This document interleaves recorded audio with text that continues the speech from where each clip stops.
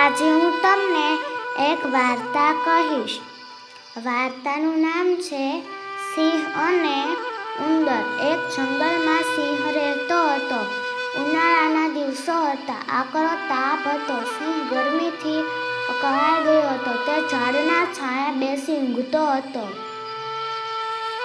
એવામાં એક ઉંદર ત્યાં આવી ચડ્યો.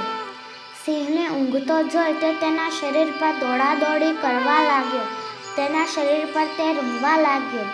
ઉંદર સિંહની કેશવાળી પકડી ઝૂલા ખાતો હતો. ત્યાં તેની પૂંછડી સિંહના નાકમાં ભરાઈ. તેથી સિંહની ઊંઘ ઉડી ગઈ. તેણે હાંચી કરી છીંક ખાતા એક ઉંદરને ભાગતો જોયો. તેણે નાચતા ઉંદરની પૂંછડી પોતાની પંજાથી દબાવી દીધી. ઉંદરે હાથ જોડી ફરી વિનંતી કરી, સિંહ દાદા, એક વખત મને જીવતદાન આપો. તમારો ઉપકાર જિંદગીભર યાદ રાખીશ. આટલું બોલતા ઉંદરની આંખમાં આંસુ આવી ગયા. નાનકડા ઉંદરને રડતો જોઈ સિંહને તેની દયા આવી. તેણે ઉંદરને જવા દીધો. થોડાક દિવસો પછી સિંહને પકડવા શિકારીઓ જંગલમાં ઘૂસી ગયા. તેણે સિંહને પકડવા જાળ પાથરી. પછી જાળને સૂકા પાંદડાથી ઢાંકી દીધી. સિંહ ત્યાંથી ચાલવા ગયો, પણ તે શિકારીઓએ પાથરેલી જાળમાં ફસાઈ ગયો.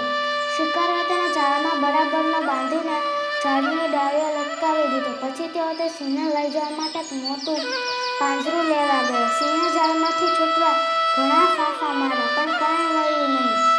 થાકીને સિંહે ગર્જના કરવા માંડી. નાનકડા ઉંદરે સિંહની આ ગર્જનાઓ સાંભળી. તે સિંહનો અવાજ ઓળખી ગયો. તરત જ તે સિંહ પાસે દોડી આવ્યો.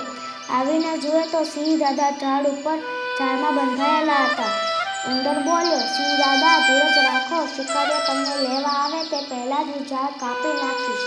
હું તમને બંધનમાંથી છોડાવી દઈશ. એમ કહી ઉંદર ઝાડ પર સડસડાટ ચડી ગયો.